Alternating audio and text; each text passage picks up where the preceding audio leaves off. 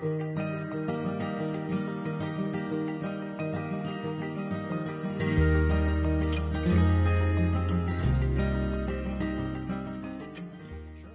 I grew up in Chicago.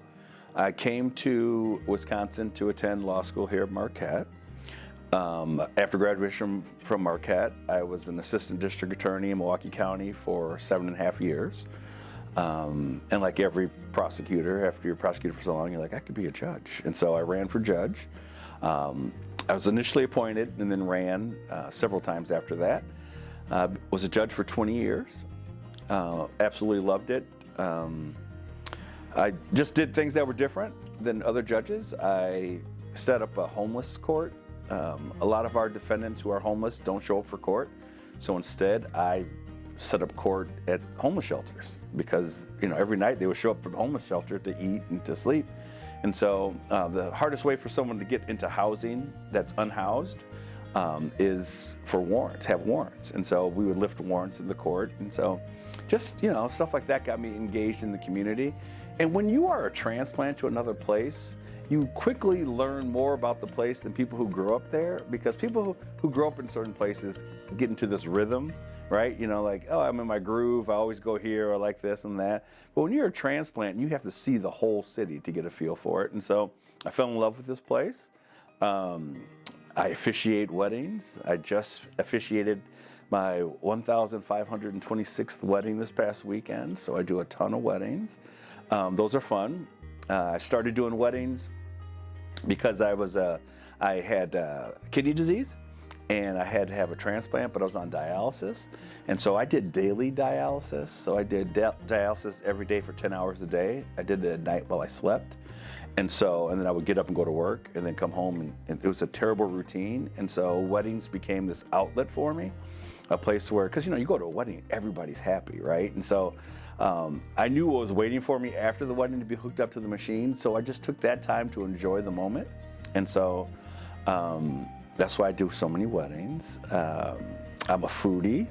I love to eat. I was fortunate enough to be a James Beard Foundation judge, and so had an opportunity to try a bunch of restaurants here in the city of Milwaukee and other areas as well. I'm a dad. I have 2 daughters. One's a junior here at Marquette. One's a senior at Pius and will be attending UWM in the fall. My wife's also a judge. She's an administrative law judge for the state. So 20 years on the bench, and then the dean of the law school. So my predecessor was Mike Goucher, and Mike Goucher, well-known journalist here in Milwaukee, he retired, and so the dean reached out to me and said, "You ever thought about coming back to your alma mater?" And I really hadn't, and I have a daughter coming to school here. I was like, you know what, why not? And so I took a chance and absolutely fell in love with it. It allows me to do all the things we do. At the Lubar Center, what we do is we bring people of different cultures, political ideologies, religions into the Lubar Center to listen and learn from each other. And we do that by bringing in guests to talk about issues that affect us every day. I throw heritage dinners to bring people together. In these dinners, our motto is meet someone, learn something, try everything. And so we're just trying to bring people together because we don't talk anymore. Statistically, we don't live in the same neighborhood. Statistically, our kids don't go to schools together. And we don't communicate with people who don't look like us that often. And so we try to be a place where people can come together, fellowship, and learn from each other. So I think to be a good citizen and neighbor, one, you have to vote. As someone who ran for election, I always say that. Voting is important. And you don't really appreciate voting because, I'm of that generation where I didn't have to fight for anything, right? Civil rights weren't my issue. I could go to any school. I could live in any neighborhood. I could vote anytime I wanted. And so people don't understand the sacrifice that went into people to vote. If you're a woman, your right to vote came way late. In fact, we had to pass an amendment to allow you to vote, right? If you were black, we had to pass an amendment. If you were Latino, we had to pass an amendment for you to vote. And so voting is really important, and also getting to know your neighbor. So there's I kind of think of it, we always talk about the Bill of Rights, in our Constitution. I think there's a Bill of Obligations. As a citizen, we have obligations to each other, right? Take care of your neighbor. Take care of your neighborhood. Vote. Be active in what's going on in the community. Be active in your schools, your children's schools. Things like that make you a good citizen.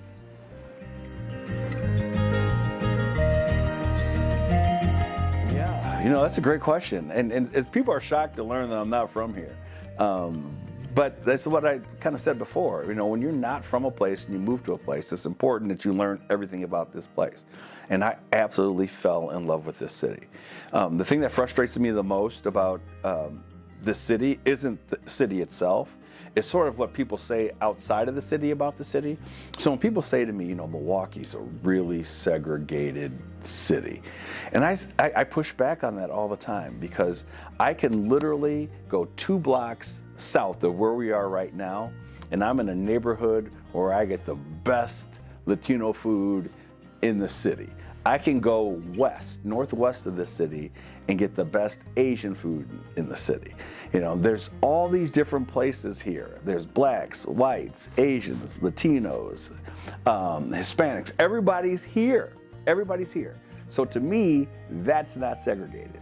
I can go to places in Wisconsin and drive down the street, and I don't see any blacks, right? I don't see any Latinos, I don't see any Asians. And to me, that's segregated, right? Because we all live in a city, we live in different parts of the city, we all are still part of this city, right? And the city's amazing. There's so much about it, right? We're on a great lake, I always like to mention that. And we're just, we're fighters, right? Being so close to Chicago kind of puts us in a situation where you have to have a little chip on your shoulder, right? You always got Chicago 90 miles to the south, and everybody talks about Chicago and don't talk too much about Milwaukee. Sometimes that's good, right? I like the fact that we get to hide to be this hidden gem, but at the same time, we have our own way about ourselves. And so Milwaukee's amazing. And I'm scared that this is going to get outside of Milwaukee and people are going to show up. I don't want people to show up. I want to keep Milwaukee the way it is. It's just a beautiful place with beautiful people.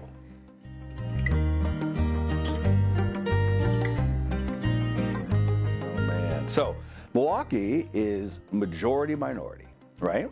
The population is majority minority. When I first moved here, Milwaukee's been majority minority for the whole time I've lived here. And so, but when I got here, when you look at positions of power, you never saw any minorities, right? And now I look at the city, right? The mayor's black, the county exec is black, the president of the common council is Latino, right? You have the president of the county board is a female. And so now the city, the police chief is black, the sheriff is black. And so the city's becoming more representative of the people who live here. Why that's important? It's important because you get to know who you are, who you can be when you see yourself in other people. For instance, I tell this story to every kid I talk to. I am a lawyer because of Blair Underwood. I don't know if you know who he is, but Blair Underwood is an actor, and he was on a TV show called LA Law. And he was the first black lawyer I'd ever seen. And as soon as I saw him, I was like, I want to be a lawyer. But that's what it takes, right? You see something, and you're like, I think I want to do that. And you figure out what it takes to become that and do that. So now these kids who grow up today say, I could be the mayor. I could be the sheriff. I could be the county exec. I could be the common council president. I could be the county board president, because everybody in those positions look like them. That's what's changed in Milwaukee. It's representative of the people who live here. What do I see? Boy, I see nothing but greatness.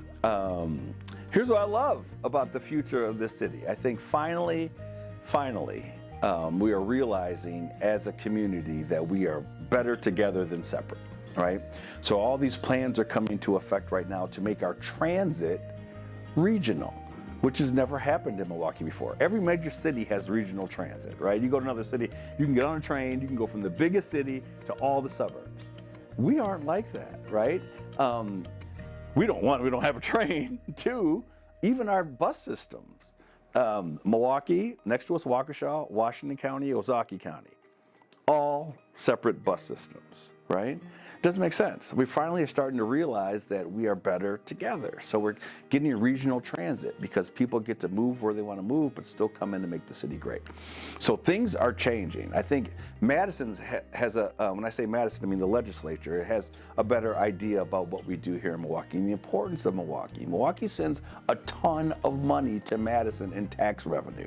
And finally, people are starting to realize that Milwaukee is helping this state more than it's hurting this state. And so I think that's what the future is. The future is the city's just going to start blowing up, getting bigger and bigger, and people are going to want to live here. And I told you how I feel about that. But I just think the future for the city is great. And I'm excited because I know that my girls can grow up in a city that's that's amazing, that's diverse, that's cultural. I mean, think about it. I mean, if you just all right, so the Deer District, right? So you got the Bucks, but now we have a new music venue down there, right? You look at the public museum has a brand new grand opening coming. It's going to be amazing, and not just amazing. It looks amazing. It's not like any other museum you see. I remember when the art museum, the Calatrava edition opened, people lost their minds. They're like, "That's the greatest thing we ever saw." But that's going to be like for the public museum. We are going to be on the cover of magazines and in newspapers about our architecture, about our culture, and that's why the future of this city is going to be amazing.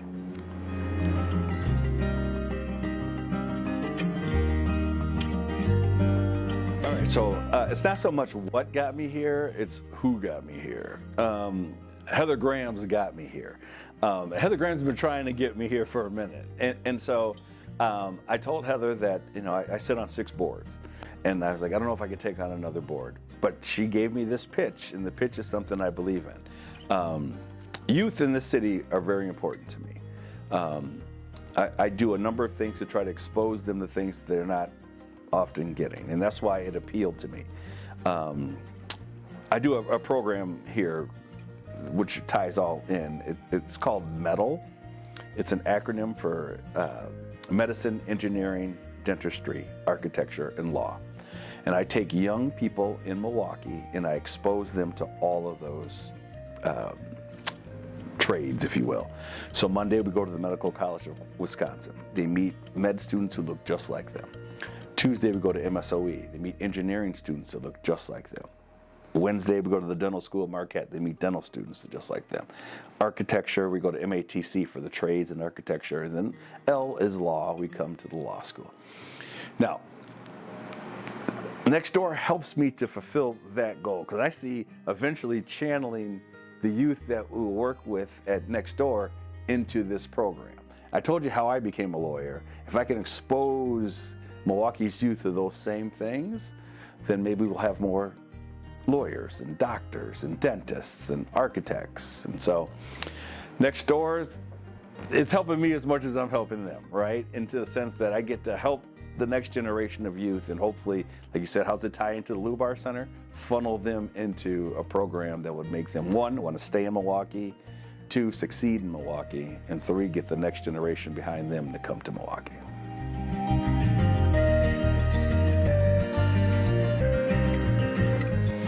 Wow, what gives me hope? That's a great question. What gives me hope is what we, kind of talked about.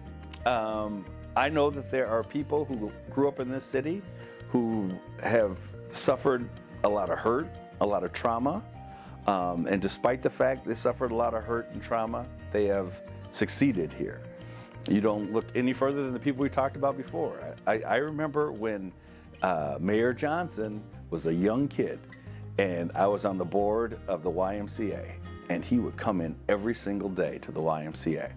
And you could see, he came in, he wanted to be involved in anything. He always wanted to talk about what's going on in the city. And you could just see that, if you can wrap things around him, he's going to make it. And that's what happened, right?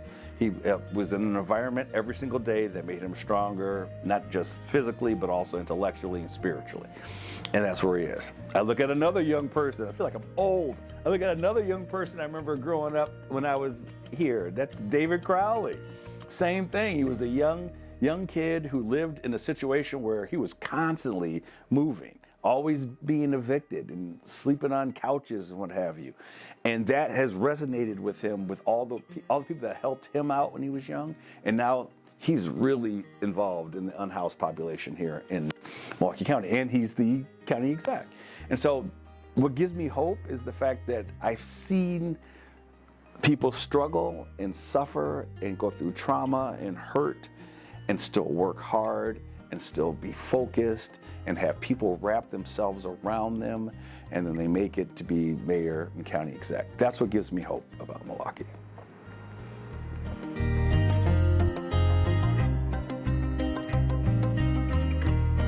Yeah, so we talked about the MEDAL program. So the MEDAL program is this program where we expose youth to things that they've never been exposed to before. I told you I'm a lawyer not because lawyers lived in my neighborhood, because I saw some dude on TV, right, who looked just like me. And so in that MEDAL program, I have every kid sit down and write down what they want to be for a living. And I told them to put it in an envelope and we seal it. I grab all the envelopes and then we go through the program. And at the end of the program on that Friday, when it's all over, I ask each one, what do you want to do for a living? And they say, well, you hear everything from, I think I might want to be an engineer or maybe a dentist. And I'm like, okay, open up your sheet of paper. And he opens up the envelope and it says, play for the Bucks, right? Because that's all they know, right? But that's what the teachers at next door, that's what you have the ability to do, to influence the future of young people. There's a saying I use all the time. To the world, we're just one person. But to one person, we could be the world. And so it's important that what you do, you might not see the fruits of it right away, but they come. I'll give you the best example. Here's the best example. I had a young man in my court when I was on the bench. And I said, hey, what do you want to do for a living? He said, I think I want to be a rapper. And I was like, okay, well, rap something for me. And he's like, here? I'm like, yeah, here, right? And he didn't want to rap. And I was like, what are you, the rapless rapper, right? And I'm like, you got to rap. And so I put a beat on. This is in court. I had a whole courtroom full of people. So I put a beat on my laptop, and he starts to rap, and he's really good. And I told him to keep it clean. And he said it was really good. And I said, that's really good. He's like, then why are you fooling around with all this nonsense and coming into my court getting in trouble? You're hijacking yourself. And he says, okay. I said, I'm going to give you a chance, right? And at that moment, you don't know what's going to happen, but I said, I'm going to give you a chance. Totally forgot about that kid. Completely forgot about him. I'm leaving the bench, right, to come to Marquette. And I get an email. And this woman, she says, you don't remember me. I was in your court with my son.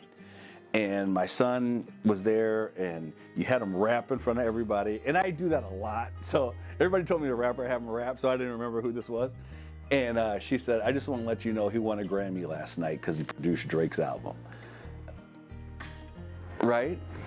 Now, when he was in front of me, that didn't pop into my head that, this kid could one day win a Grammy. But for me to tell him, I'm going to give you a shot, right? I'm going to give you a chance. I think you're good. I'm going to give you a chance. That's what teachers have. They have this unbelievable ability to effectuate change in young people that you don't see right away, but pays off. There's that old saying that says that you plant a tree, not for you. You plant that tree so that shades your kids, right? Because you might not be around when that tree gets big enough to shade, but you do that for the next generation. That's what teachers do.